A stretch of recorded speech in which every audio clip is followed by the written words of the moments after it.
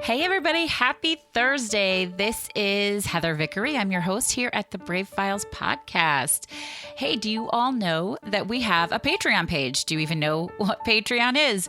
Patreon is this really great platform that connects creatives with folks who appreciate the art that they do, right? So we're producing this meaningful product, the podcast, that helps connect you with inspiration and motivation and bravery and just personal human interest stories that wow and impress and amaze and entertain us all the time. And in order to keep doing that, we really need your support. So could you head over to patreon.com/bravefiles and take a look at all of the different tiers. We have loads of awesome patron rewards. One of those rewards is having a show dedicated to you or someone you care about. And today's episode is sponsored by my friend and Patreon and former Brave Files guest, Denise Bowker. This week, Denise is actually out riding the Anchor House ride. You all, this is a 500-mile bike ride, and it's raising money for Anchor House, which provides support to LGBTQ homeless youth, these kids that come out to their family and they're tossed out on their butts. This is so unacceptable, but Anchor House is giving these kids home and a lot of love. So proud of Denise. And if y'all haven't listened to Denise's episode, it's called Life from the Other Side, and you really should take a listen. It's one of our most popular episodes, and I promise that you will love it. So this week, Denise has requested that the show be dedicated to her friends, Sally Wagner and Gara Goldstein.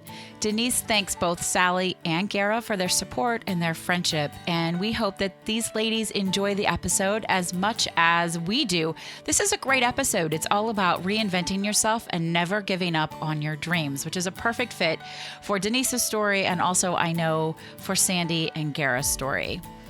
Speaking of dreams, the Brave Files likes to help people make their dreams come true.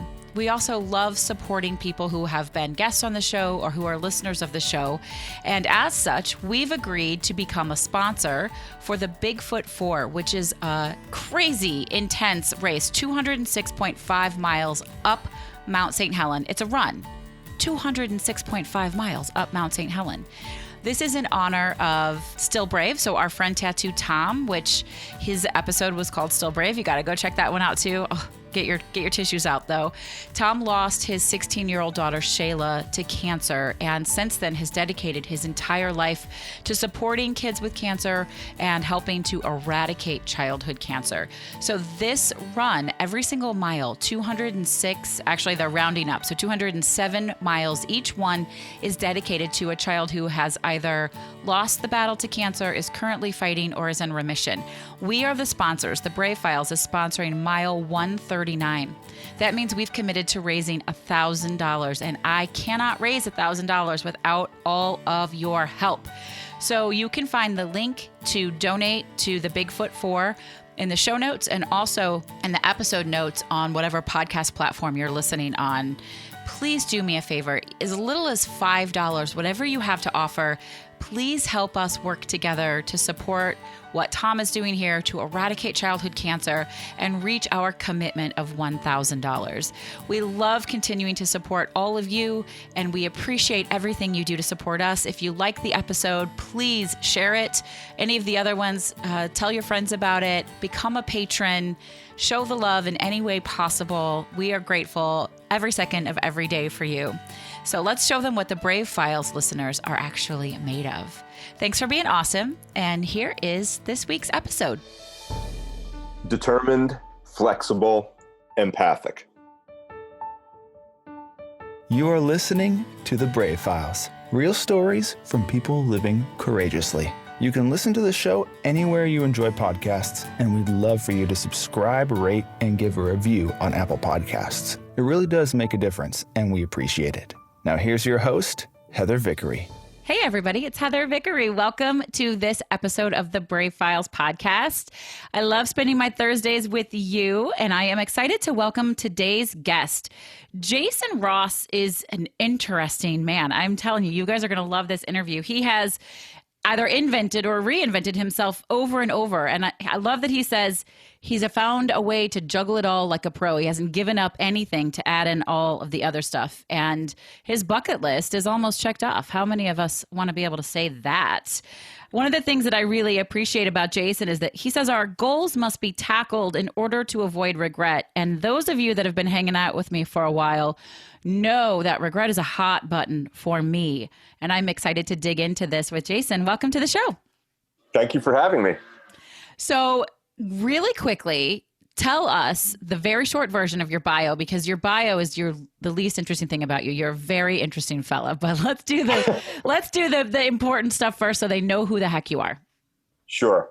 I'm a licensed psychotherapist, licensed mental health counselor. I'm licensed in the states of Florida and New York right now. I'm probably going to be adding to it.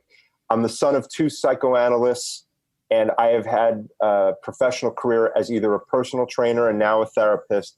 I teach people how to do what I do, and I decided to make sure I did knock off my bucket list, and I accomplished a bunch of things that I did not think I could do despite my interest to do it. Probably that's the shortest version I can come up with. But you've left this really interesting thing, which is what I found so fascinating when we first connected, was you're also now not just like a local community actor, but a professional actor. I am.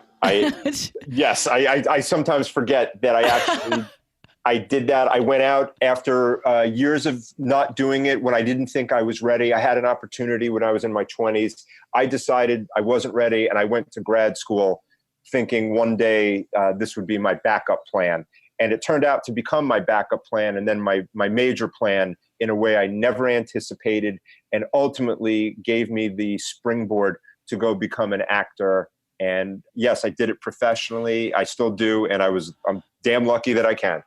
Yeah, I love that. I have an English and theater degree from college, and I have kids who are obsessed with theater. I have one daughter who for sure wants to grow up and be an actress. So the idea that, we always think you have to go right into pursuing a dream like that from school. You have to study it. The idea that in your 40s, you could say, no, now I'm going to do this and just like friggin' do it, I think is super badass. Thank you. I'm very proud of that part. I did have certainly a good amount of support to do it. And it was one of those things where I definitely said, if I do not do this now, I will sit with this regret longer than I already have. And I was more than willing to admit that I had enough regret.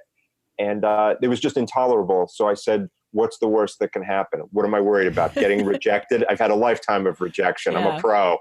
Yes, I'm laughing. Anybody who listens to this show and who knows me, you just use some words that I use all the time. What's the worst that could happen? That's the question I ask all the time, all my clients, and I'm sure you do as well. Like, yes, there really isn't a whole lot of risk. Sometimes the answer to that question is really bad, but usually it's not. So tell us a little bit about your background and your childhood and growing up, and what were you like as a child? I mean, as a man who pretty much was like, well, I'm going to do all the things I want to do, and I'm not going to stop doing any of them, and I'm capable. What were you like as a child? I would say I was a very quiet, shy kid. I was always one of the youngest kids in my grade.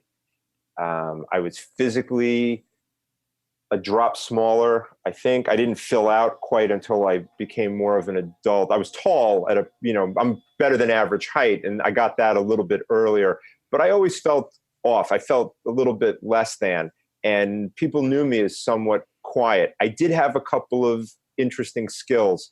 I could do a lot of impersonations, although I was not funny. When people found out I did stand-up comedy, they said, we don't remember you being funny. They were correct.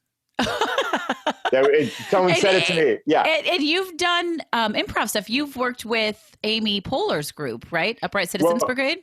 I've studied there. I want to be very clear about it. I've studied. I actually just completed my second intensive improv course at UCB in New York. I completed the sketch program, which was one of the regrets that I had, that I sat with, that propelled me forward, that I said, I have to do this. I was very interested in writing sketch comedy, and that's certainly on my radar as we speak. And I was recommended by someone who was a great writer. He said, if you want to study, you got to go to UCB. And Amy Poehler and her group, they do it right. They do a wonderful job training people. So I went there. I've performed stand-up comedy over the years. I've performed with a number of people who are regulars on, the Conan and O'Brien's, all the, the late night talk shows. Some people have been on The Last Comic Standing. But I basically, depending on your age, you would know this reference. I auditioned for the game show Remote Control when I was 19 as a student at Albany. And basically what happened is I walked out in front of 400 students, and I was already a musician, but I just never did anything like this because I was more shy. And they said, you have a minute to impress us. And I went up and I did 2 impersonations, one of Martin Short's character, Ed Grimley from Saturday Night Live and SCTV, and then Christopher Lloyd's Reverend Jim from Taxi. And I got a standing ovation. And I was stunned. You have to do an impersonation for us. The impersonation of Reverend Jim was basically what would happen if he got on Remote Control. And he basically comes up and I said, this is your brain on drugs. This is your brain without. I can't tell the difference. And if you see my facial expression, I look like him doing it, which I'm not sure how I ever pulled off. I'm not exactly sure why I had that skill. I'm not very good at math, but apparently this gets more laughs. So I did that. And after that, part of me got tapped that I could do this. I went and did an open mic, which led to a lifelong friendship with one family because of who the MC was. You never know what's going to happen when you put yourself out there. And I'm telling you. Yeah, and I have that experience probably as well as anybody that I've ever met. I've been very fortunate that way. So I went from being really shy and quiet to coming into my own over the years where I guess, largely speaking, I don't necessarily care what other people think. I'm more concerned about my own view of things and did I challenge myself? And I'm lucky for that. That took a while. Yeah, it does take a while. What I love that you said, it was really poignant for me, is you never know what will happen when you put yourself out there. We know what will happen if you don't put yourself out there. Nothing, right? You'll stay right where you are. There will be no growth. But kiss yourself goodbye. That's what I always say. That's right. But there's a lot of magic in the unknown if you just try. If you try something. I think that's very cool. So you grew up kind of quiet. You felt like you tried to do funny things. You weren't funny. How did you find yourself going down, other than having parents who were sort of in this type of work? How did you find yourself going down this professional path? Well, that's maybe the biggest accident of all. So my parents were psychoanalysts. They were therapists. They were also educators. My parents had 2 psychoanalytic institutes. And I ended up studying in one of them with my father when I was about 18, 19 years old. Well, I was only a sophomore in undergraduate because, look, if your parents own the school, you get certain, I had Wait, I want to know, what did you major in college? I started with bio. Okay. And eventually I thought I'd be a doctor because I actually thought my parents wanted me to be a doctor. And the day that I found out I was wrong, let me tell you, I was pretty pissed off. You don't seem like the kind of guy that would be going to school to do something that your parents wanted you to do. Oh, well, at that point in my life, I was always I certainly wanted my parents' approval. My dad was a very strong figure in my life. Not to say my mother isn't, because she is. She was the rock in the family. However, I definitely wanted my dad's approval. He was a big figure to me. He was like Superman. He was also physically big. He was like a 6'4" athlete. So I thought, that's what you do, depending on how you're raised culturally, et cetera. There was some thought that they wanted that. And then one day my dad intimated that he really wanted me to go into the family business. And, so okay, great. And luckily I was able to make the switch. So I did it. And the challenges of college were interesting because we were already dealing with a number of family issues. I finished, and while I thought I wanted to become an actor, I went into grad school thinking I can always fall back on it. When I finished grad school, I went into the personal training business, and I ended up literally being in a partnership in a pretty successful business. The moment I knew I needed to get out, I made a decision and ended up moving to South Florida. The short version of this now is I ended up mentoring a student of my mother's on his dissertation. And it was all about substance abuse and mental health, which I did not have any experience with. Okay. I knew psychotherapy, family therapy, Freud, all that Oedipal stuff. Great. That's going to get you somewhere in life. And when I moved to Florida, this guy turned around and took me under his wing, and I was placed in a psychiatric facility as an intern. Oh, wow. That put me in a direction that I never anticipated I would go. And I ended up becoming very expert with substance abuse and mental health. And if you ask me if that's what my trajectory was going to be, I would say you would have to be stoned. Nice play there. I like that. Thank you. I'll be here all week. Yeah, I could tell. Do you love that work? I do. I mean, I get to do a lot of different work, but having that expertise and experience particularly has been a godsend. I cannot express enough what this did and where my life took off at that point. It probably changed the game in every aspect of my life. So what opened up for you when that happy accident happened? I think I was challenged to think on my feet in a way that I never had before. Talk about being thrown into the lion's den. Yeah. This was it. You're not necessarily looking for anyone's approval. I grew up in New York, and I'm not going to lie about any fact that I've seen a lot of stuff in my time in life, certainly in New York, seeing what I did growing up, spending time in, sections of New York that were not great.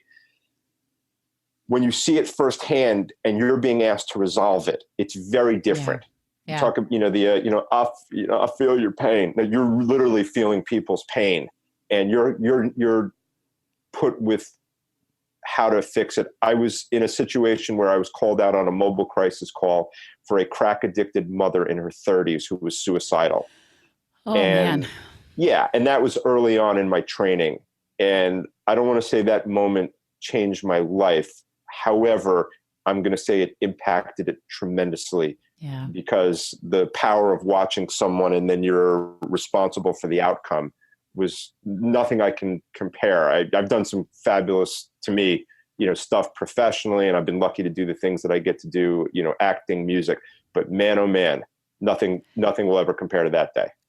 It's really interesting that you say that because, yes, when you have that level of accountability, it sort of changes everything. And I often, when I'm coaching people and they're afraid to, take a day off or say no to somebody or not work on the weekends or whatever, I always say, the work you're doing, it's important, but it's not life or death. And then there's someone like you comes along and, you still have to have balance and boundaries.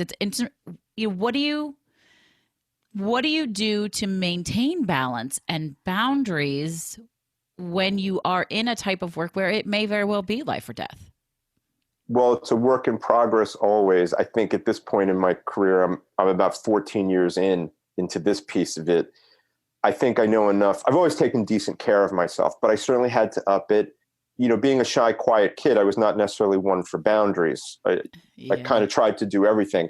And, despite any type of work we all do, you have to have some level of balance. So for me, it's to say, this is the lifestyle I have to have. It's generally the lifestyle I've had my entire life, probably healthy eating, exercising, mindset, luckily with podcasts, et cetera, you can take in a lot of great information. I try to read books as often as I can. I'm not a great reader. I've never felt I was great at reading. However, when I'm set on doing something, it's very important. So life or death or, day to day, you're modeling behaviors and working with clients, that what you model for them is ultimately as important as anything you tell them. They pick off of our energy and our vibes, and you want to have that. So I have situations like that. I've had interventions, and I also have people who say, I just want to feel better. I want to get better. Yeah. I want to change my life. I'm tired of feeling like crap. Absolutely.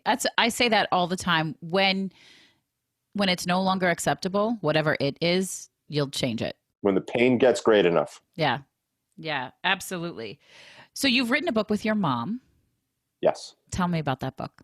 We wrote this in 1999, believe it or not. It's called You Can Say No and Your Child Will Still Love You. The book is basically, I have four kids, so I'm like, I say no a lot. I think they love me. I think, well, you're going to know soon. What basically the book is my mother's parenting theory style that she certainly inherited from one of her mentors, and it's in a book form. I helped with I'd say the structure, et cetera, and some of the writing. But this is literally, I think, what my mother did with my sister and I. And I would argue that we're two pretty well-adjusted, healthy, caring, sensitive, thoughtful individuals, and, work very hard. And my mother did a lot of the parenting on her own. So I would suggest that the theories that she's had work then, I think they work now even more than we ever anticipated. When I was a school psychology intern, I was working in my old school district, and I didn't know about the drugs and all that stuff at that point. I turned to my mother one day and I said, "You will never be out of work." She was a practitioner in the area. Sad. I had no idea how right I was. I'd say that in all the times I've ever been right, and I don't think there's that many, this one trumps all of them. Yeah. Yes. That's sad. That's so sad, but it is true. Do you have children? I have no children. Okay. Everybody gets to choose that. So no judgment from me on that at all. But Yeah. what, as a person who doesn't have children, what do you think was the best takeaway from that book that you wrote with your mom? Saying yes to what's reasonable, saying no to what is unreasonable. And I think one bigger concept, which is a dad's job, is to support mom emotionally. And I do a lot of parenting work, and I find that parents don't support one another. Yeah. And that's what keeps me in business. Sadly. So I give a couple thoughts on that. One, I totally agree. As a parent, say yes as much as you can. Only say no if you need to say no. If there's a real reason. I feel like as parents, we're busy and we're stressed, and we say no a lot because it's easy and we don't want to be bothered, or we don't, we want to take the fastest route out of whatever we're in the middle of. But say yes as much as possible. That's really good. The other thing is, parents are there to support parents, not just dads, because some families, don't have dads. That's right. I think, I think the fact is, if you're a co-parent, you're a co-parent. And that's all that really matters. When we wrote the book, obviously years ago, we did it based on the zeitgeist of the time. I think now, if you're a co-parent and you're not the primary parent, and that's really the bigger issue, if you're not the primary parent, you have to be emotionally supportive. Yeah. Now, unfortunately, typically it's actually the dads that are wrong. And I say that with the caveat that there was a recent commercial. It might have been for Volkswagen. I'm not sure. But the mother, is on the space shuttle working. And her husband is at the airport and he can't get into the car. So she has to open it from space. And if that doesn't tell you what people think about dads and their capabilities, I don't know what will. I've seen that commercial. It's not Volkswagen, but it is a car commercial. It is, right? Yeah, it totally is. And you're right. Could be Hyundai. I think it is Hyundai. I liked that commercial because it was a nice role reversal that the mom, the female parent, care provider is out being the boss, doing the work. But you're right. The sort of hidden message and listen. that commercial's not funny for no reason. It's funny because it's true. Yeah. Like you think about it, why aren't men capable of taking care of themselves? And don't get mad at me, man. I know I have a lot of male listeners. I'm not saying you're not, but those of you, I have a couple friends that come to mind. John listens and Keith listens, and like, how often do you let your wives do your things for you? Right. And I think that's hilarious. Unable to make a dentist appointment, or I can remember, I'm a single parent now, but when I was married, I went out of town for a few days. And when I came back, my then husband said that he hadn't eaten in days. I'd taken the kids with me. I was like, what do you mean you hadn't eaten in days? And he goes, well, we didn't have any food in the house. And I didn't, I was like, they don't have pizza delivery in Chicago anymore. Like, what do you mean you haven't eaten in days? How is that possible? So that's all right. Fair enough. That's that's unfortunately, there's still some truth in stereotypes. Oh yeah. And the term that gets used the most, I think, is the Disney dad.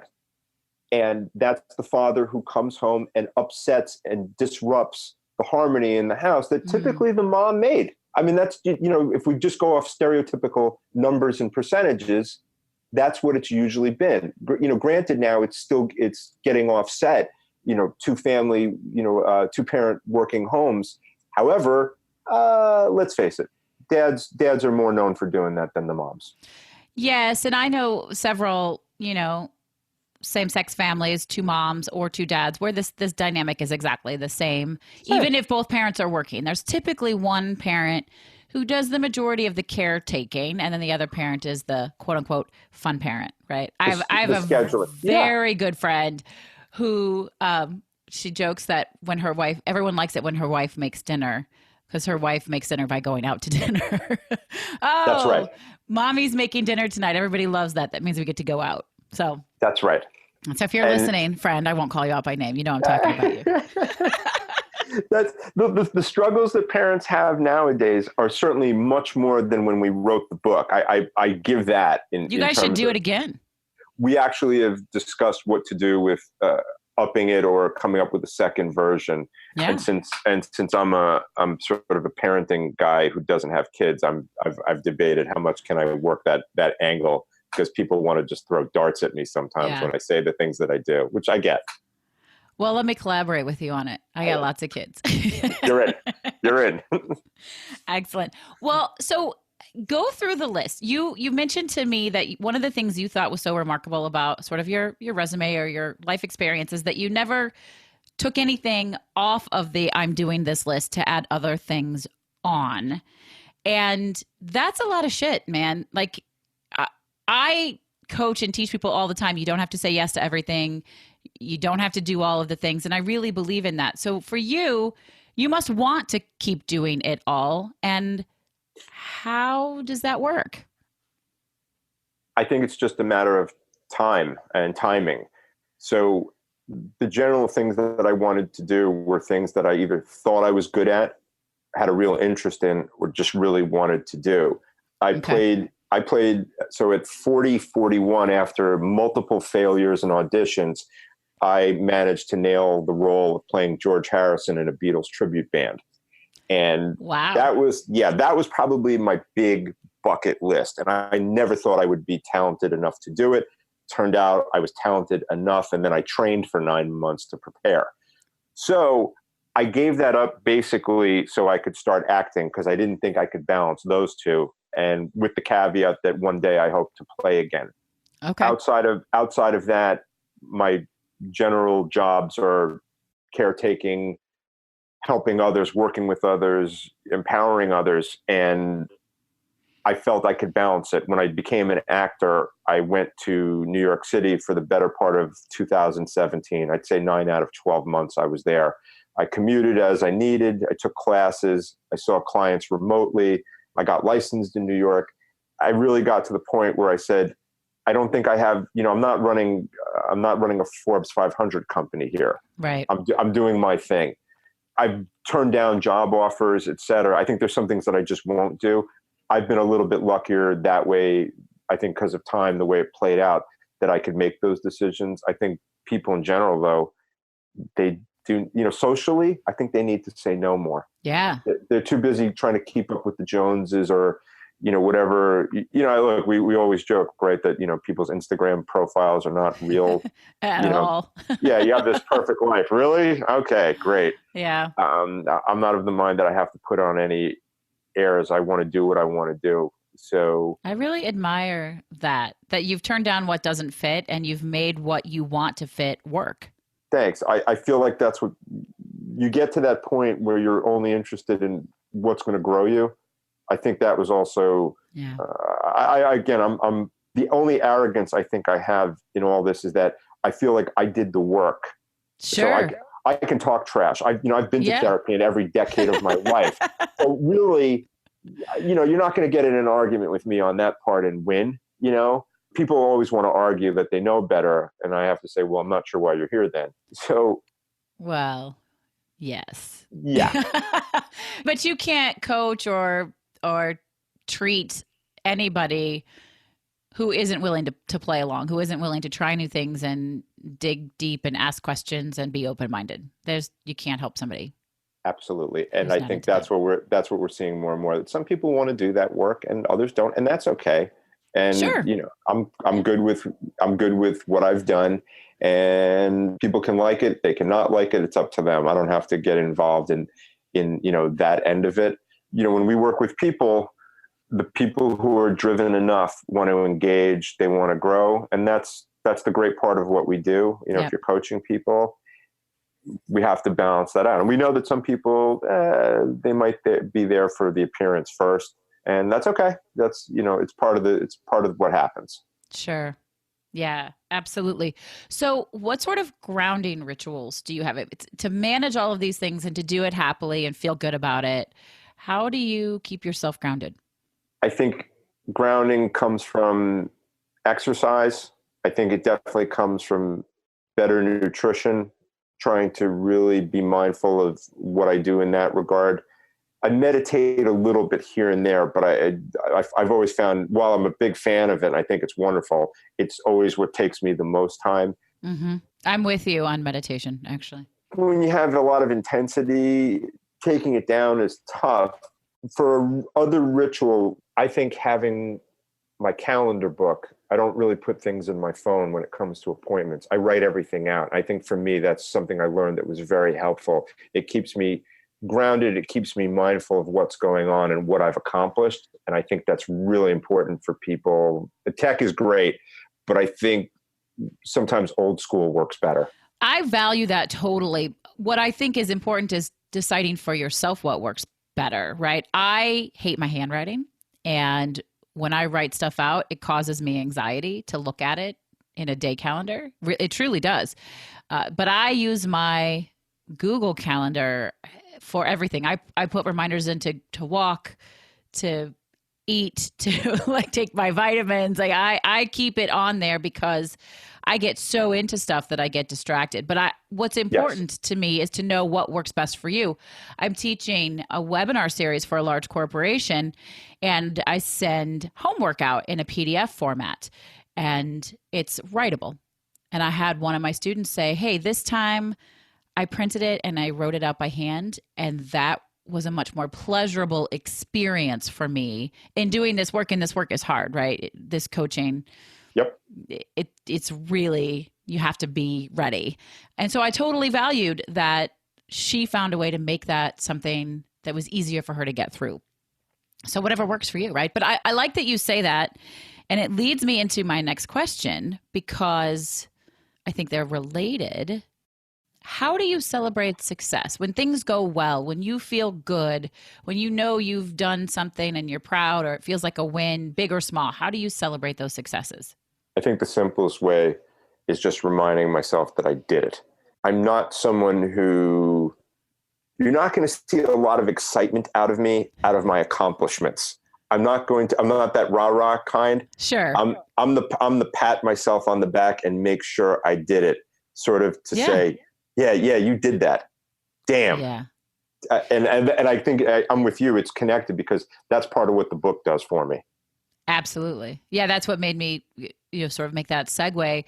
And I love that. I mean, I don't judge how anybody celebrates. I think it's really important it's just important to acknowledge it. What happens, and of course, you probably know this very firsthand from the work that you do, when you don't stop and give yourself some props and say, that thing you wanted, you worked hard for it, here it is, good job. The burnout is real, and it's so hard to stay motivated if you're not ever honoring that you have done powerful work. Totally agreed. And doing this work, coaching, therapy, all in that realm. I think keeping connected with some others who do the work, where you get a little bit of a balance, you share it. I'm certainly someone who, if I need to talk therapeutically, I'll still do it as needed. Someone who I worked with, who really mentored me, basically said something. His phrase was this: "Good thing we didn't give it to you." Meaning, I accomplished it, and I have to be mindful to remind myself that it was my accomplishment. And I definitely take that into the work that I do with people, because they are so quick to invalidate themselves and scoff over what they've done, it's just interesting how the world's worked that way. And I think that's why a lot of people are struggling, and why there's just more depression and anxiety than ever. Absolutely. That's such an interesting point. And I couldn't agree with you more on that. I remind people all the time, that while I may lead you down the path to do the work, you're the one doing the work. And all of you out here listening, you're choosing your bravery, whether they're little things or big things. You are doing the work. Listening to us talk about it, that's not the win. The win is that you're out there doing the thing, and you got to love it. You got to be proud of yourself. You have to take it in. I've seen, obviously, a lot of truly what I would consider brave things that people have done, and the struggles. I work with a lot of trauma, certainly a lot of sexual and physical abuse, and you see what people get through. So after that, it gives you a certain perspective, and people forget to reinforce them. So like you, I'm very big on that you do have to celebrate the successes, because if you don't, you're relying on everybody else to do it. And that's the same as try to get your reinforcement from everybody. It's not going to work. Nope. It definitely does not work. Well, we are coming to the close of the interview, although I think you and I should grab a cup of coffee sometime when we're in the same town, because I think you and I would get along just fine, Jason. I would agree. But I get to ask you my favorite question, and everybody hears me say every week it's my favorite question, but I can't stress it enough, the importance of it. What is your favorite charitable organization to support? Favorite? I say, well, the recent thing I did, I went out and did a sprint triathlon with a buddy of mine after watching this series called Iron Mind with a man named Brian Rose and John Joseph. So they donated funds, or at least Brian Rose did, I believe, to Addiction UK, which is a substance abuse and mental health center and services in London. And since they did that, I went and did the same. And I'm going to do another race and try to donate some more. It wasn't certainly a ton of money, but I was happy to be able to do it. And I want to continue to work on bringing awareness to the stigma of mental health. So I'm going to hit the water and hit the road and hit the bike again so I can do that. That's awesome. What I love about that for all of you listening is that you don't need us to tell you this, but it's nice to have reminders. Jason just showed you there are lots of ways to be involved and to make a difference. It's not just about money. Money is awesome. We need money, but you can do the work. You can share the awareness. You can talk about it. You can take stigma away. Lots of different ways to help raise people up and change the communities and shift the conversations. I love it. You guys check it out. Maybe there's something you can get involved in. I'm not doing a sprint triathlon. That you will never find me doing that, but I will support you and yours, Jason. You let me know when you're raising funds again. And sounds great. Thank you. You can count us in. Jason, would you share your 3 words with us one last time? Determined, flexible, empathic. Determined, flexible, and empathic. I like empathic. We didn't even really get into that. I am an empath, and actually I have a daughter who is a deep empath. And at the age of 12, this is overwhelming. But as an adult, if you can learn to channel it properly, it's really such a gift, isn't it? It's the best. It allows me to do the work that I do and enjoy it. And no matter what happens, I'm always going to do that work, never giving up that day job. Yeah, that is very cool. Well, my favorite takeaway from our chat here is that you never know what will happen when you put yourself out there. And it's funny because I don't know if any of you out there get notes from the universe. Do you get notes from the universe, Jason? I definitely get them. That's the memo that I get. I love it. Well, today, and there's literally an email. If you guys want it, let me know. We'll tag it in the show notes. An organization, I don't even know who is behind it, but they send daily notes from the universe. And mine this morning said, the odd thing about inspiration, Heather, is that it often comes after, not before a new journey is started. And I feel like that can't happen if you're not willing to put yourself out there and try new things. So I love it. I loved having you on the show. Thank you so much for sharing your energy and your excitement with all of us. Thank you for having me on. Really appreciate it. All right, everybody, that is a wrap for this Thursday. I look forward to talking with you next Thursday and sharing another awesome interview with you. Do me a favor, remember to subscribe, rate, and review the show and share it with a friend. Share, share, share. But for now, this is Heather Vickery reminding you, as always, to choose bravely. The Brave Files is proudly supported by Audible. If you enjoy listening to podcasts, you're sure to love listening to your favorite books on Audible. Get your free 30-day trial, complete with a credit for a free audiobook download today, simply by visiting audibletrial.com/thebravefiles. Again, that's visiting audibletrial.com/thebravefiles. Thank you for listening to The Brave Files. Be sure to visit thebravefilespodcast.com to access the show notes and discover fantastic bonus content. Music composed and produced by Matt Lewis of Union Music, LLC.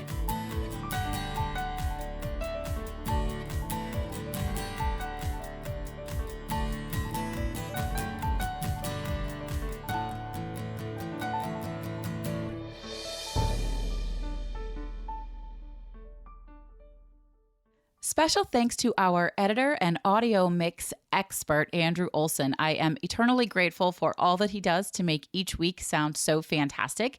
You can hear more of Andrew's work at findandrewolson.com.